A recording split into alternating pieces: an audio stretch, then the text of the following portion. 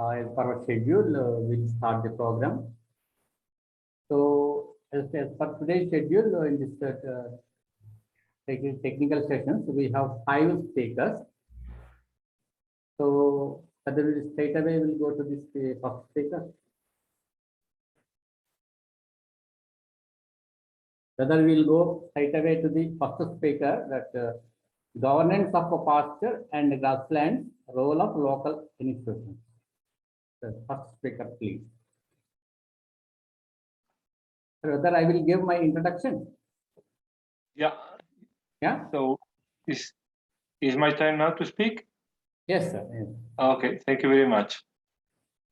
So I'm going to share my screen so you can follow my presentation.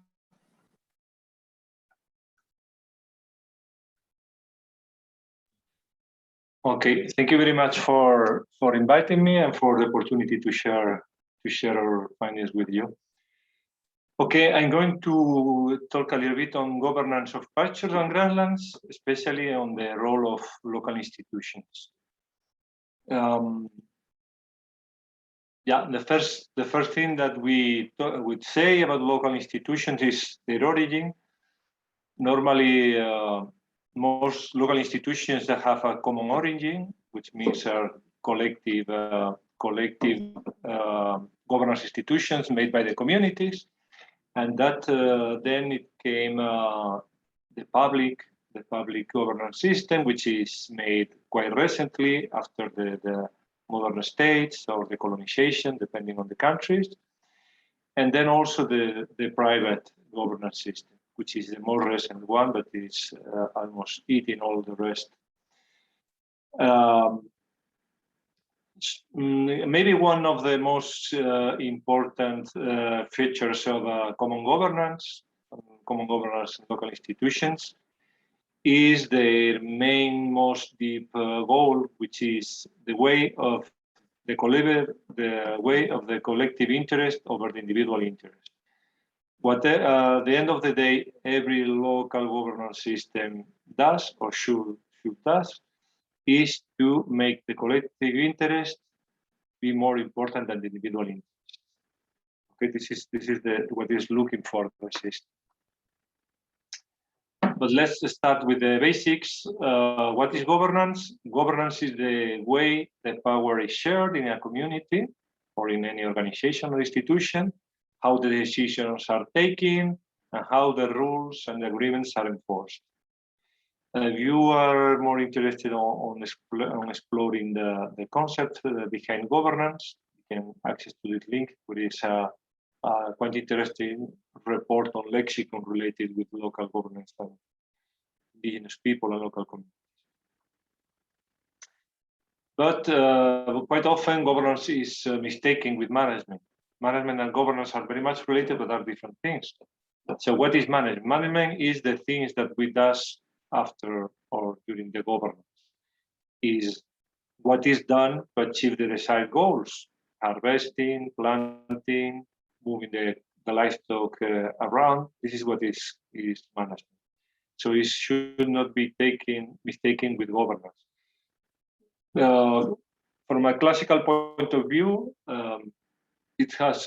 management has taken a lot of interest and a lot of attention, and governance has been forgotten for many times. This was the cause of the failure of many projects, many conservation projects and development projects, because they only were thinking about management and technical management and never take any care about governance, about how the power is shared, who is going to look for the rules that to be enforced, and so on. So now the things are changing happily. So let's get focused on pastoralism, and let's get the sample of Spain. In Spain, local governance institutions are very old. As old, you can find it as in the older papers and all the documents we have. So it's at least as old as our own culture.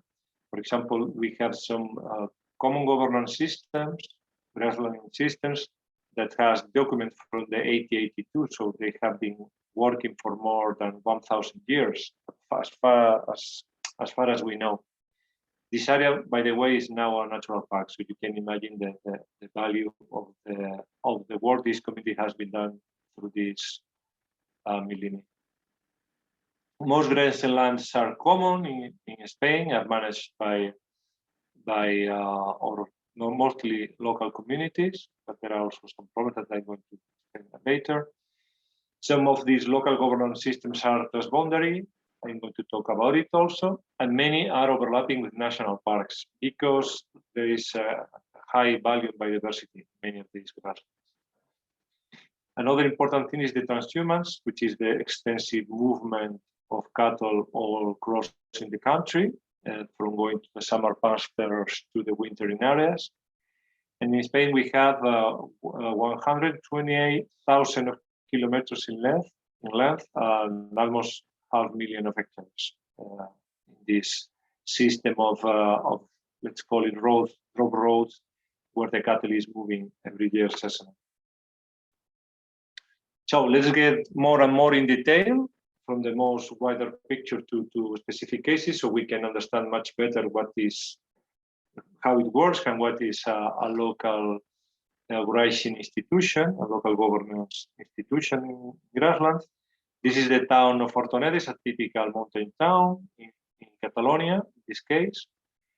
And they have, for example, this in the 1896, they decided to put in writing the laws and the ordinance and the bylaws by which they manage the grasslands and the livestock in their village and in their mountains surrounding the village. So you have to understand that all these arrangements are much prior than writing and much prior than laws, than official, let's say, state law. So they came from the customary law. Customary law is very important concept here, and is related very much with the agreements, the oral agreements and oral culture. Everybody knows what is forbidden and what is the rules, and this passed from the younger generation to the older ones.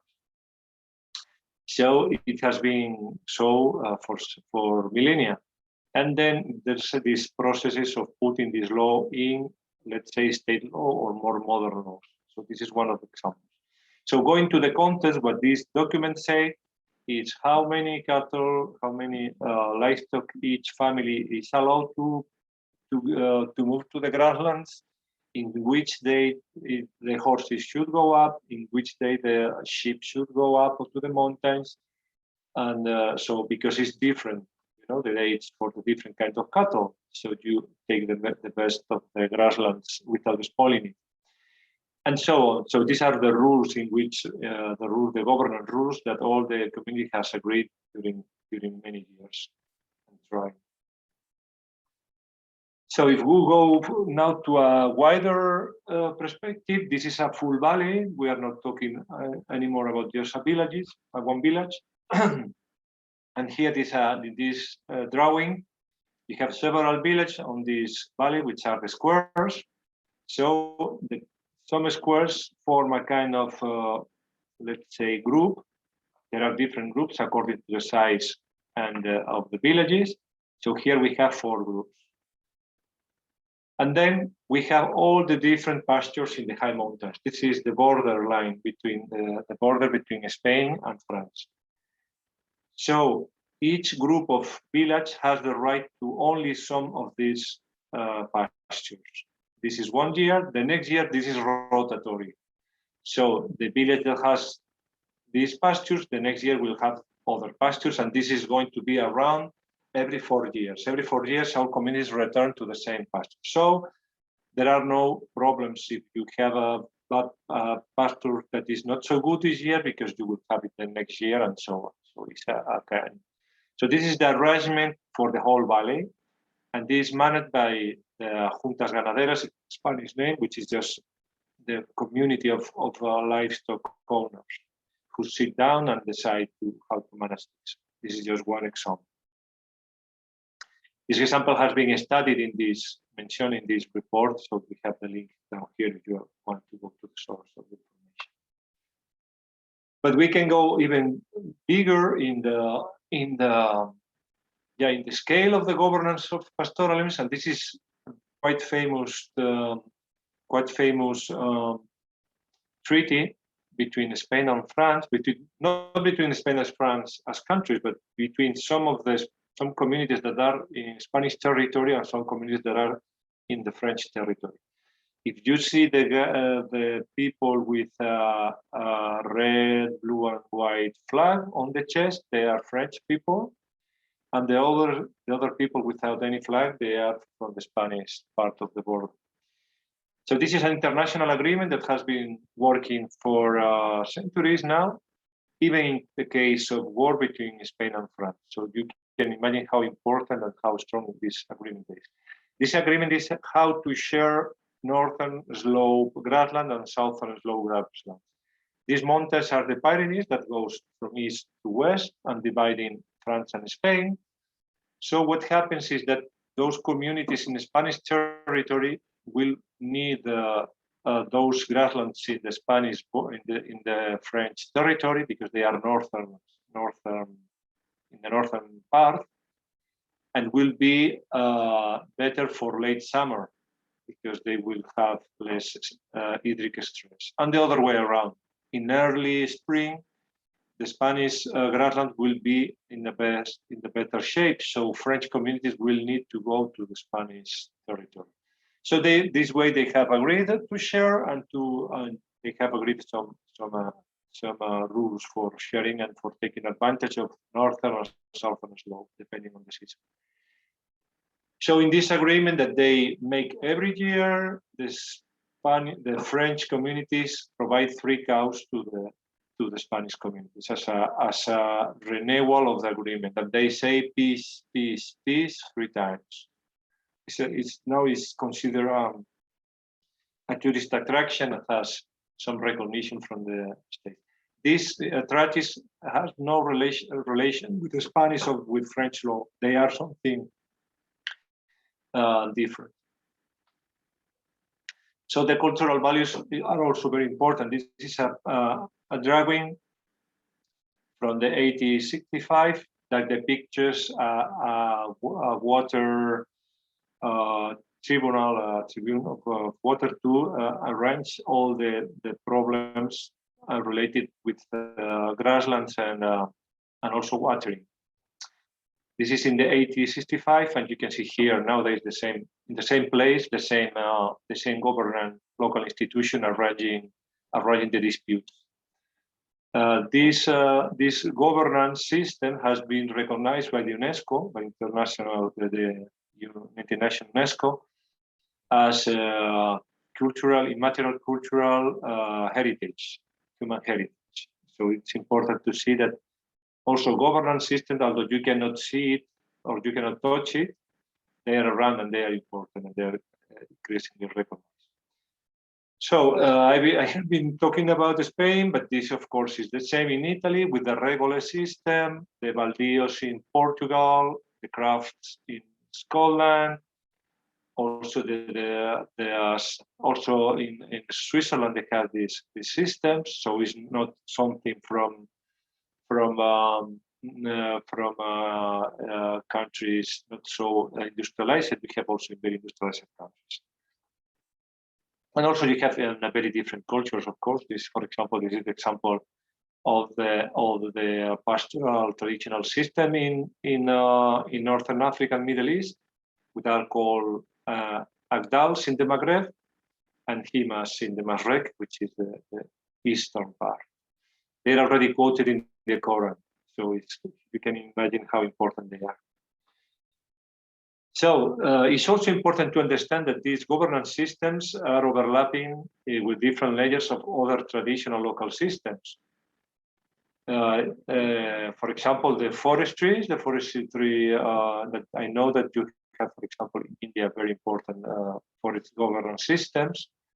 Also, they have the communal hunting governance systems, the watering systems that are very important, marine, and so on. And all of them interact with grassland and pastoral governance systems.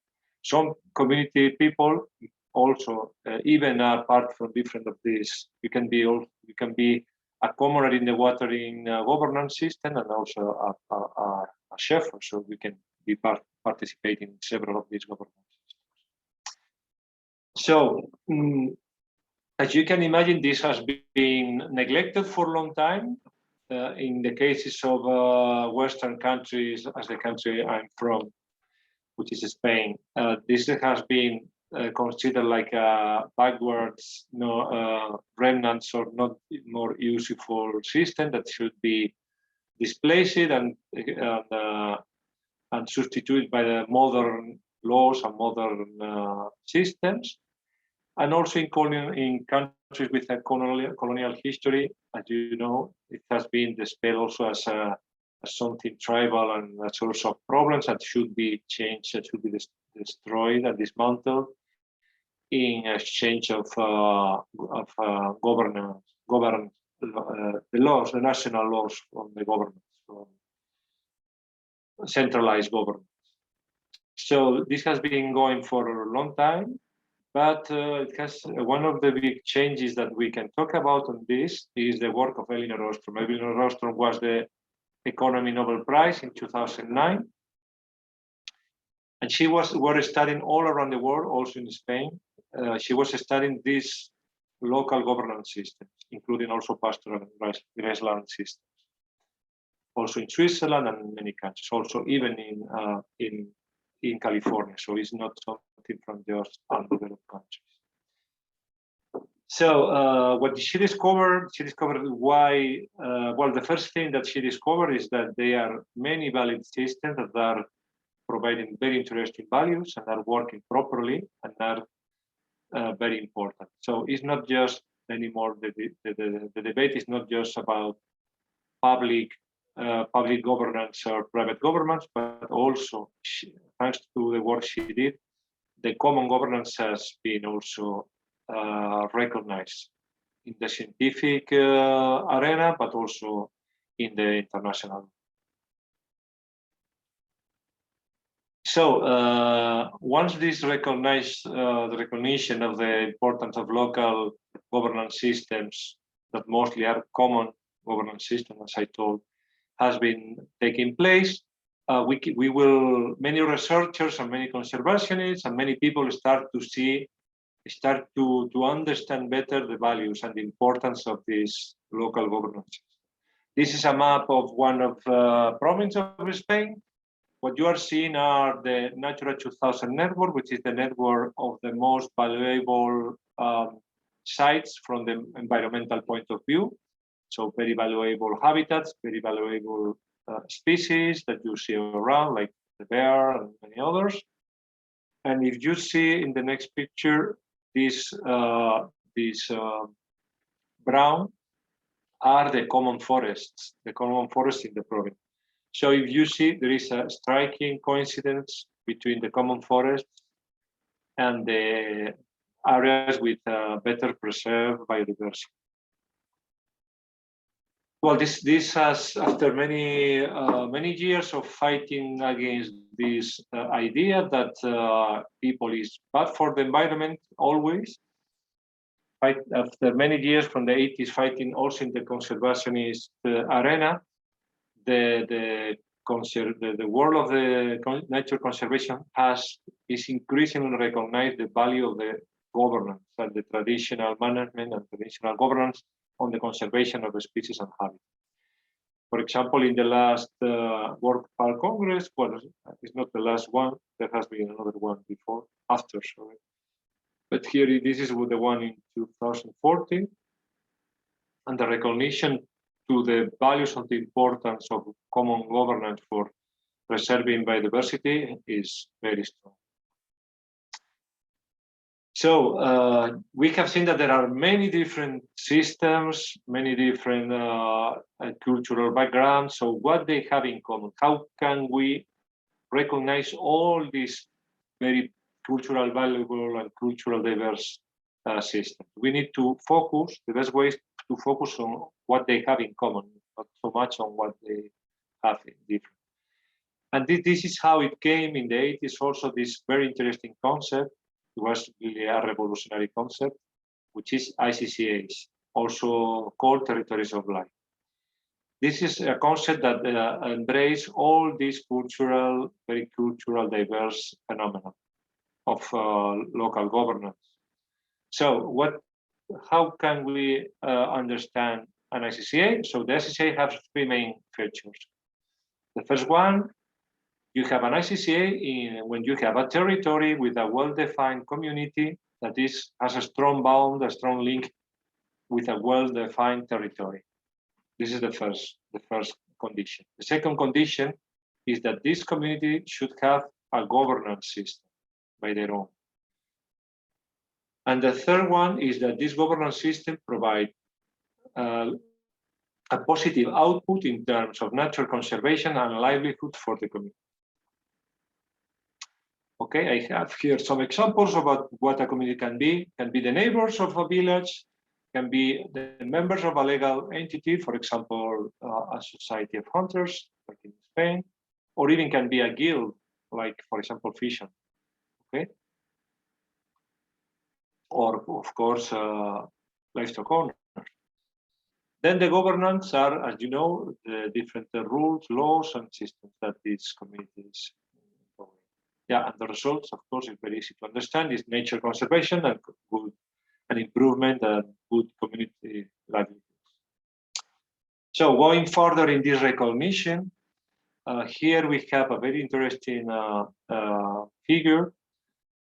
In the column, we can see the categories of management of protected areas. This has been developed by the International Union of Nature Conservation. Most of you should be familiar with this.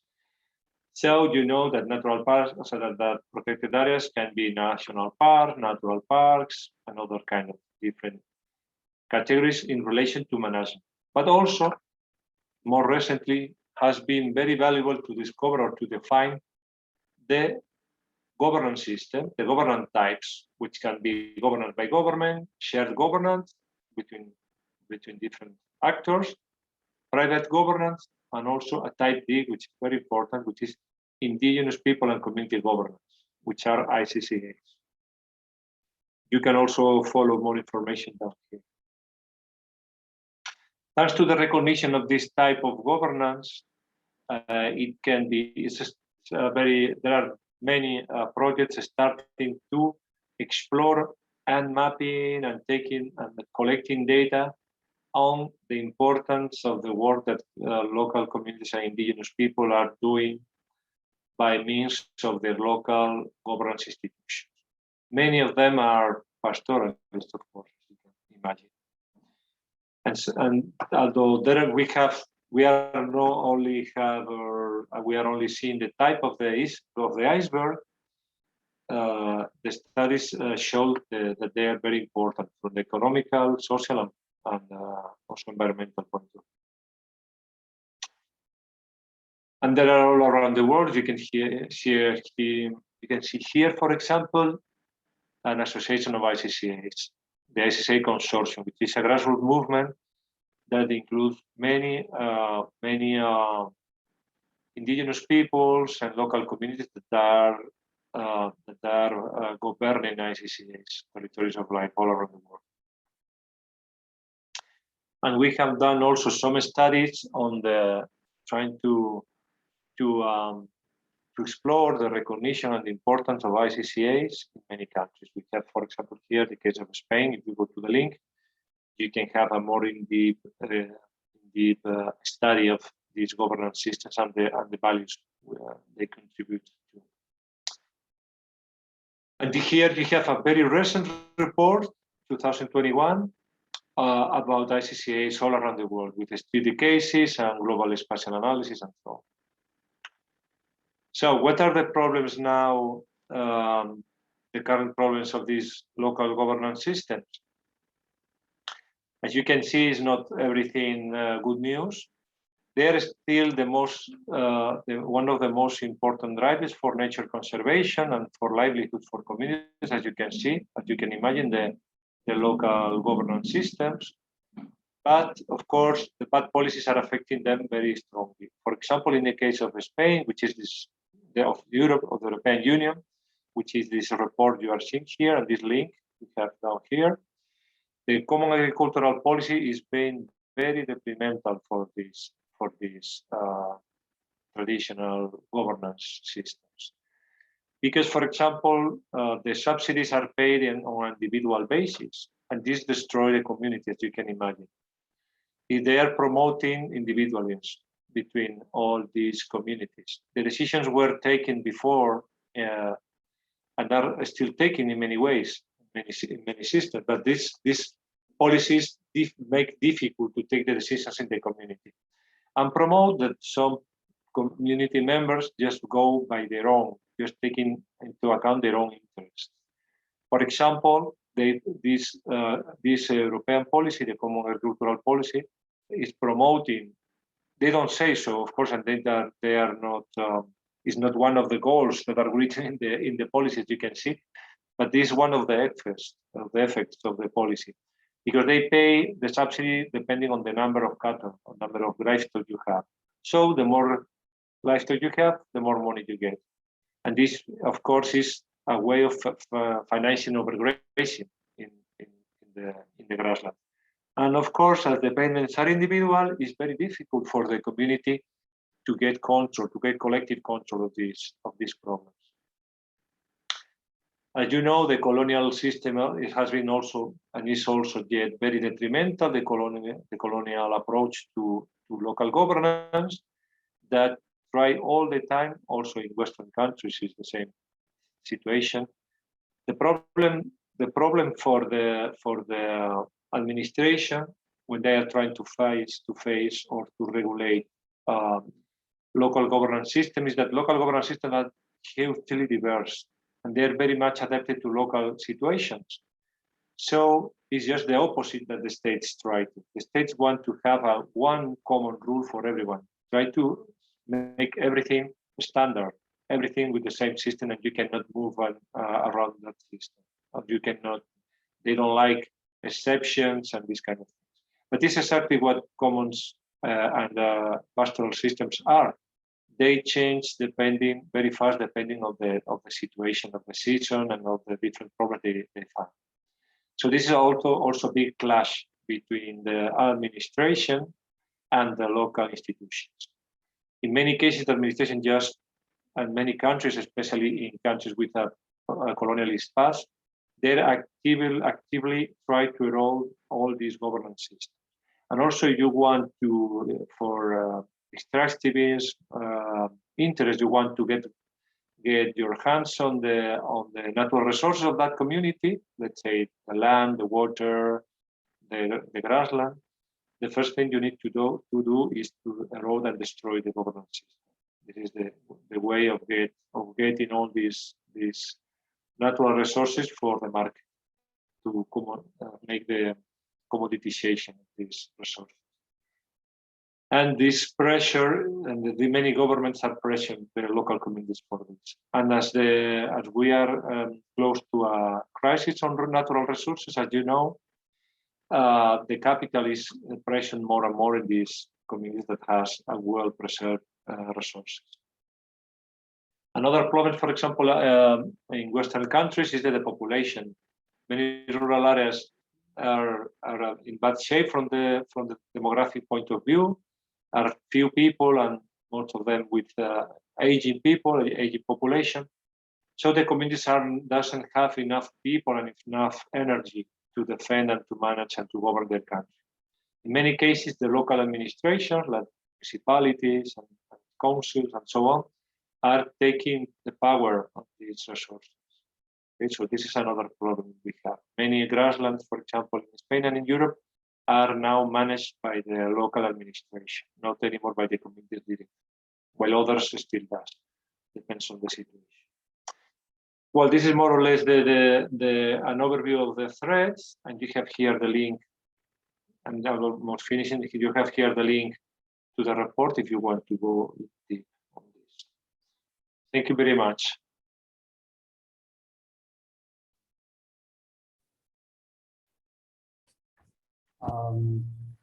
Thank you, Dr. Sergio, for your nice talk, and he has given full governance and public governance and common in the management of pastoral and grazing lands, in the government and local governance in Spain and France, and personal governance, ordinances, bylaws, and jurisdictions, international treaties, and between different countries, and then cultural values of these nomadic African and other country people, and multiple layers of cultural capabilities and local institutions, and then promises of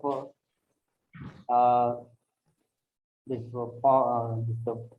farmers, and then commons, and then commodities, political applications and conservation aspects. And then next he dealt with the IMC guidelines on protected area, and then convention on biodiversity, and then there are a number of issues and treaties he covered nicely. And thank you, Dr. Sergio, for your nice presentation. And then next